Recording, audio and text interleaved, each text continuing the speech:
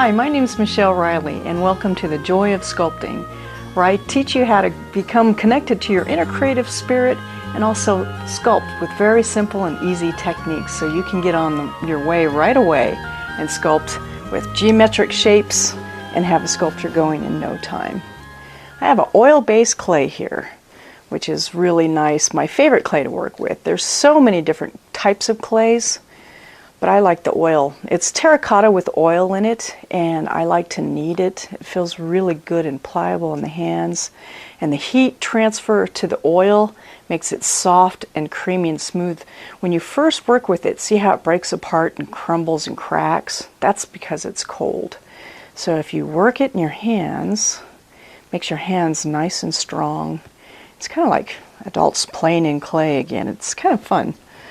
So what I'm going to do is just keep warming this up to make it nice and soft and creamy.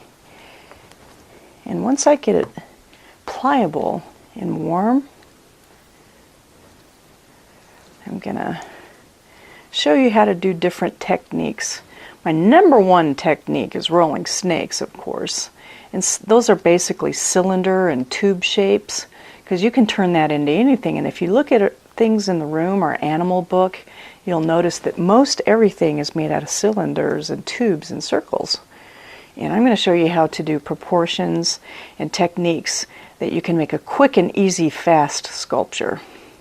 But right now I'm going to show you some value techniques that are really helpful.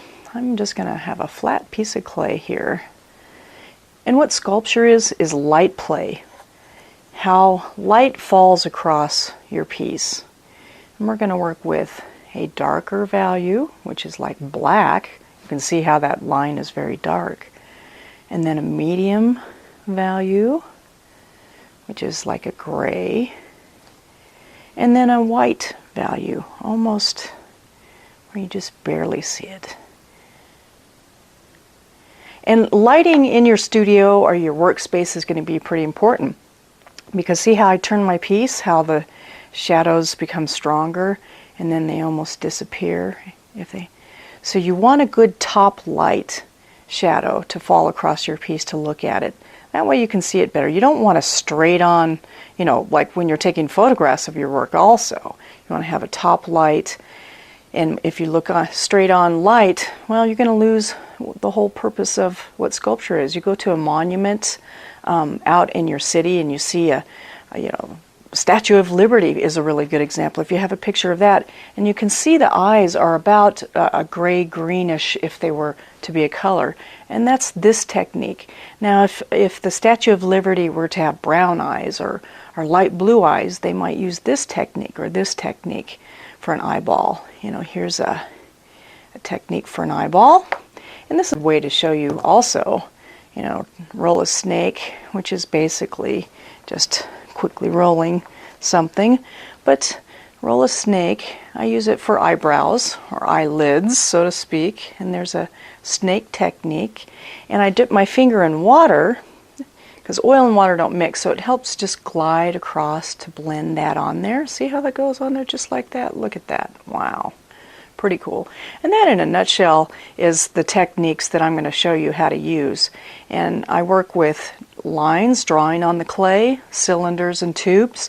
Just apply those and blend them, and there you have a sculpture. So today's sculpture subject is going to be a horse on what we call a bas-relief, which is a flat surface.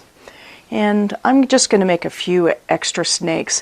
When I first got started, it used to take me a really long time. You have to be patient because your techniques are going to need a little practice. And I've had a few years to figure this out, so I'm going to show you all the shortcuts.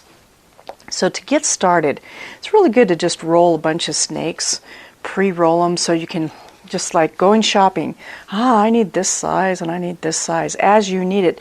Because if you say, well, okay, I'm working on a piece right here, I need about that size, and then you stop And then you roll that piece out. It breaks up the momentum and the flow of the creativeness. So I like to be able to just say, oh, I'm working on this and here's this piece, and just put it all together.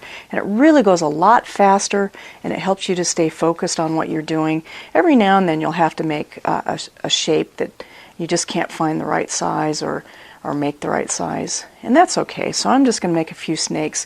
And you notice how I'm rolling it this way and that way? That's pretty good. When I first started also, rolling snakes were an issue, and a lot of my students, I teach classes too, private lessons and things like that, and they'd always start rolling snakes, and they'd say, well, my snake looks all lumpy and it keeps breaking apart. What's the problem?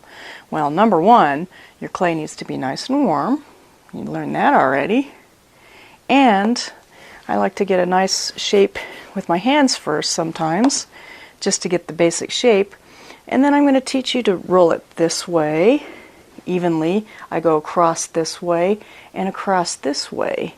And that way, you don't get those lumps so much. And if you need it longer, that's when I begin to bring my fingers out. See how I'm slowly doing that? Even. Nice and even. You don't want to press too hard, like that, because then you get those lumps in it. But you can correct it easy if you just go back and roll it this way and that way. You can even use the wide part of your hand, and then you get a nice even snake. And that's how you do that. And it seems simple enough. It takes a little bit of practice.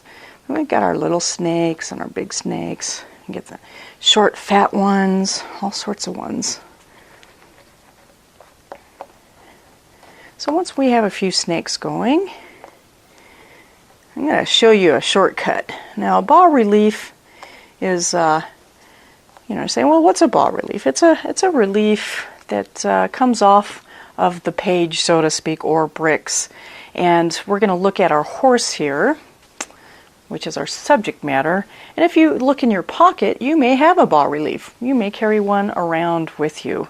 And what that might be is a coin in your pocket that has some kind of president or some symbol like an eagle on it, and that's a bas relief, and those are really neat. You can make your own plaques, your own designs, and even put a mold over this, which we'll teach in my teaching DVDs how to do, and you can cast a plaster plaque and paint it to look like marble and all sorts of fun things. So that's what I do with these type of sculptures, and I'm going to show you all the shortcuts to do it in a really quick time. So what you need to do is get a piece of paper and trace your favorite picture of what you want to do, and you want to keep your design real simple and just kind of keep it, just a simple geometric shape. You don't want to go in a lot of detail. You just want to have the shape and the outside of the line goes. And what I do is after you trace that, which takes minutes, then I push it on some clay. Now what I've done here is taken a piece of board and warmed clay up and smoothed it just, I'd say, about that thick clay. Put it all across the board and then take a picture of the horse, and then I poke the design through. I just take a pin and poke the design through. Just poke, poke, poke, poke, poke, poke. And you can see when I pull it off the poked design. So, that takes a few minutes, but you have your exact design. And then this is a guide on the clay on how you can start to do your sculpture.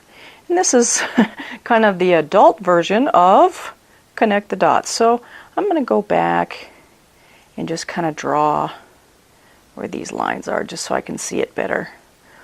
And you may not need that many dots that close, but it's always good to have.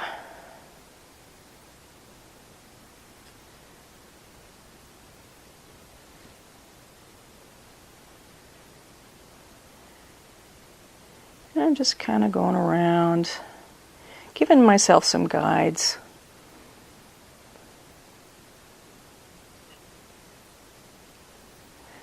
You may not need to do every single one of them, but just give you the ghost outline of what's going on.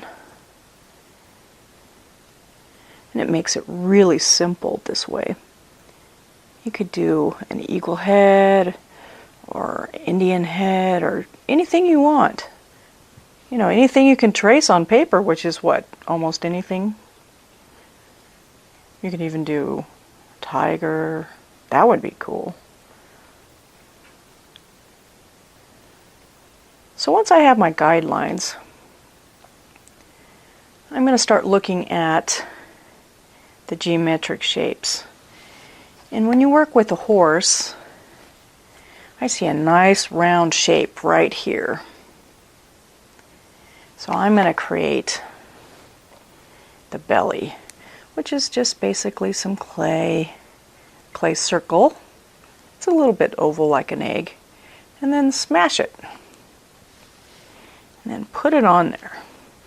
So far, so good. Dip my finger in water. Just kind of bring it in like this.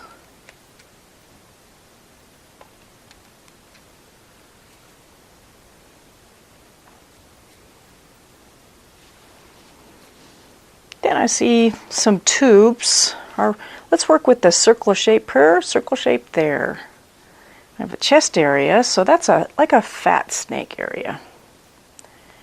So I'm going to roll a little tube right here. Put it on there. It looks a little long, so I'm going to take some off so you can size it up. And then I'm going to, that snake, smash it. Put it on there.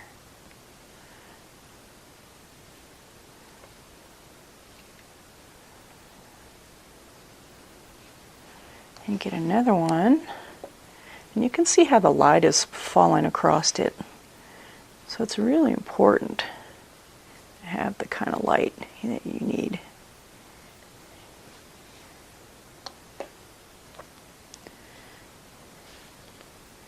Now we're going to work with the cylinders for the legs, which are tiny snakes. And I like to just stay right inside, smash it a little bit, right inside the line. This is a little long here, so you can even, if you even applied something, you can go back and just trim it. See how easy that is?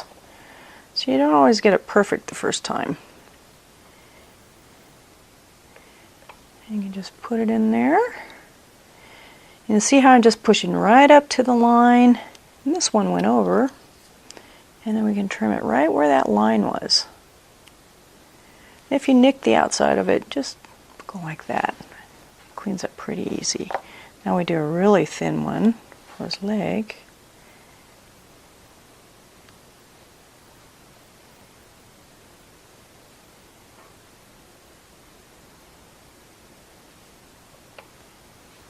Dip my finger in water.